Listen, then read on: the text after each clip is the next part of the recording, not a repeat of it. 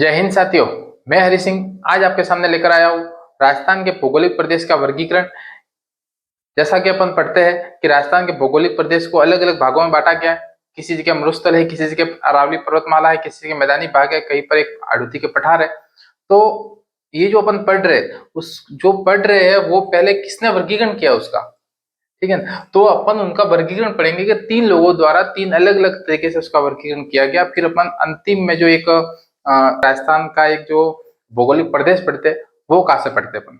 यदि आपने मेरे पिछले वीडियो नहीं देखे जिसमें राजस्थान के अक्षांश एवं देशांतर स्थिति है, राजस्थान का पूरा मैप है, राजस्थान के सीमांकन से संबंधित जिले है, वो सब वीडियो मैंने पहले अपलोड किए हुए। यदि आपने वो नहीं देखा तो पहले वो जाकर जरूर देखें। क्यों? यदि आपको राजस्थान के भौगोलिक प्रदेशों को जानना है तो उससे पहले आपको उन जिलों को जानना जरूरी है जो राजस्थान के अलग अलग स्थानों पर अवस्थित है। तो आपको पहले जिलों का क्रम देखना पड़ेगा, पहले जिलों का नक्शा देखना पड़ेगा। क्योंकि जैसे ही मैं यदि कहूंगा अरावली पर्वतमाला है तो जो एक चित्र बनाएंगे उस अरावली पर्वतमाला के बीच में जितने भी जिले आ रहे हैं वो उस जिले उस प्रदेश के अंदर समाहित होंगे। मानचित्र का वीडियो नहीं देखा तो जाकर जरूर देखिए। चलिए आज अपन पढ़ते हैं भौगोलिक प्रदेश का वर्गीकरण। पहला है professor V C Mishra, professor Vinod Chandra Mishra. इन्होंने एक पुस्तक लिखी राजस्थान का भूगोल। कौन सी पुस्तक है? राजस्थान का भूगोल। और उसके अंदर राजस्थान के कुछ अलग अलग मापदंड लिए और उस मापदंड के आधार पर उन्होंने राजस्थान को 7 प्रदेशों में बांटा। कह सकते हैं कि राजस्थान के भौगोलिक क्षेत्र को, भौगोलिक प्रदेश को 7 अलग अलग प्रदेशों में बांटा इन्होंने। और क्या क्या आधार थे उनके वो देखते। भौगोलिक उच्चावच एक आधार था, जलवायु इसका आधार थी, कृषि का प्रारंभ इसका आधार था। कहते हैं कि कृषि कब प्रारंभ होती है वो भी इन्होंने एक तरह से आधार माना अपना। और आर्थिक लक्षण, कहते हैं कि आर्थिक रूप से कौन सा समृद्ध है कौन सा समृद्ध नहीं है उसको भी एक तरह से इन्होंने आधार माना। तो कितने भौतिक प्रदेश बांटे इन्होंने?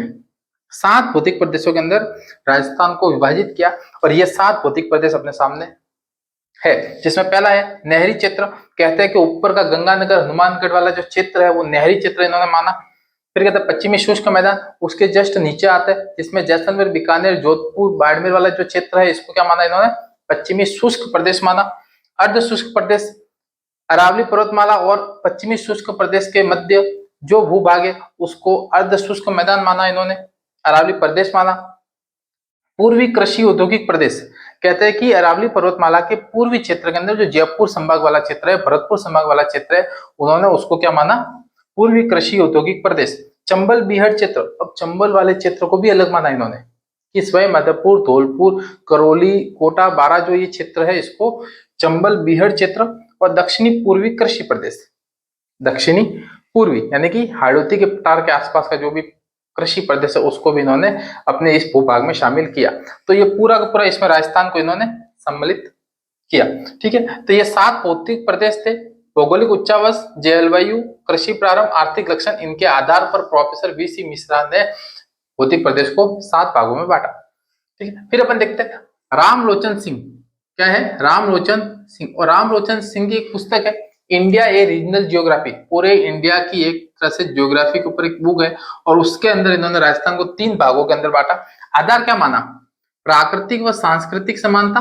ध्यान देना, प्राकृतिक समानता कौन सी है और उसी प्राकृतिक के साथ में सांस्कृतिक समानता कौन सी है, दोनों के साथ ही इन्होंने स्थानीय विशेषताओं को भी साथ में रखा। कितने भौतिक प्रदेश है? 3 भौतिक प्रदेशों में इन्होंने बांटा। एक है वृहद श्रेणी, उप श्रेणी और लघु श्रेणी। और इन तीनों श्रेणियों को भी अलग अलग भागों में बांटा। जैसे वृहद श्रेणी को 2 भागों में बांटा, उप श्रेणी को 4 भागों में और लघु श्रेणी को 12 भागों में। ये इसी तरह एक तरह से था पर इसको और इन्होंने विस्तृत रूप दे दिया, अलग अलग जगह को अलग अलग नाम दे दिया, ठीक है। ये था, ध्यान रखना। रामलोचन सिंह ने कितने भौतिक प्रदेशों में बांटा? 3 भौतिक प्रदेशों के अंदर बांटा। आधार क्या था? आधार याद रखना अपने को, प्राकृतिक व सांस्कृतिक समानता के साथ स्थानीय विशेषता। आगे देखते हैं एच.एम. सक्सेना, हरिमोहन सक्सेना, हरिमोहन सक्सेना, हरिमोहन सक्सेना। इसके साथ में इनके सहयोगी थे प्रोफेसर तिवारी। और उस तिवारी और सक्सेना ने मिलकर भौगोलिक उच्चावच पर संरचना के आधार पर, संरचना राजस्थान की जो संरचना उसके आधार पर इन्होंने उसको 4 भागों में बांटा। और यही अपन चारों वर्गीकरण राजस्थान के भूगोल के अंदर पढ़ते हैं अपन। कौन कौन सा? उत्तर पश्चिमी मरुस्थलीय प्रदेश, कहते हैं कि पूरा का पूरा मरुस्थल है, उस मरुस्थल के अंदर बाद में नहर आई है, पहले तो वो मरुस्थल था, इसलिए उन्होंने क्या माना, उत्तर पश्चिम मरुस्थलीय प्रदेश पूरा। फिर है मध्य अरावली प्रदेश, बीच वाला जो भाग है इसलिए उसको मध्य बोला। पूर्वी मैदानी भाग, पूर्व के अंदर जो मैदानी भाग है उसको पूर्वी मैदानी भाग बोला। और दक्षिणी पूर्वी पठारी प्रदेश, दक्षिण के अंदर पूर्व के अंदर हाड़ौती का जो पठार है उसको इन्होंने क्या बोला है, दक्षिणी पूर्वी पठारी प्रदेश। और यही 4 अपन भाग पढ़ते हैं राजस्थान के अंदर। ठीक है, तो ये एक तरह से था अपना छोटा सा वर्गीकरण जो आपको समझना जरूरी था। वापस बता देता हूँ, वीसी मिश्रा की बुक है राजस्थान का भूगोल, उसके अंदर उन्होंने 7 भागों के अंदर बांटा। क्या क्या आधार थे उसमें, तो उच्चावच थे, जलवायु, कृषि प्रारंभ, आर्थिक लक्षण, है ना। तो ये 2 चीजें थोड़ी अलग है, तो आपको याद रखना है इसमें। इसके बाद में 7 भौगोलिक प्रदेश याद रह जाएंगे, उत्तर से शुरू करना है, दक्षिण पूर्वी तक जाना है, एक साथ आपको याद हो जाएंगे। फिर अपन कहे रामलोचन सिंह, इंडिया ए रीजनल जियोग्राफी, प्राकृतिक और सांस्कृतिक समानता के साथ स्थानीय विशेषता है। 3 भौतिक प्रदेश में बांटा गया, वृहद श्रेणी, उप श्रेणी व लघु श्रेणी के अंदर। तीनों के भी अलग अलग भाग किए इन्होंने, वो भी याद रखने। और फिर अपन कहे हरिमोहन सक्सेना ने प्रोफेसर तिवारी के साथ मिलकर राजस्थान के भौगोलिक प्रदेश को बांटा, भौगोलिक उच्चावच व संरचना के आधार पर, संरचना मतलब बनावट के आधार पर, जिसमें ये 4 भाग है अपने जो अपन पढ़ते हैं, उत्तर पश्चिमी मरुस्थलीय प्रदेश, मध्य अरावली प्रदेश, पूर्वी मैदानी भाग और दक्षिणी पूर्वी पठारी भाग। आगे अपन समझेंगे एक एक करके मरुस्थलीय, अरावली, मैदानी और पठारी को बहुत ही विस्तृत रूप में, बहुत ही शॉर्ट तरीके से, बहुत ही कम समय में आपको समझने में आसानी रहेगी, ऐसा वीडियो मैं आपको दूंगा। ठीक है, आशा करता हूं यह वीडियो आपको अच्छा लगा होगा, समझने में आसानी रहेगी।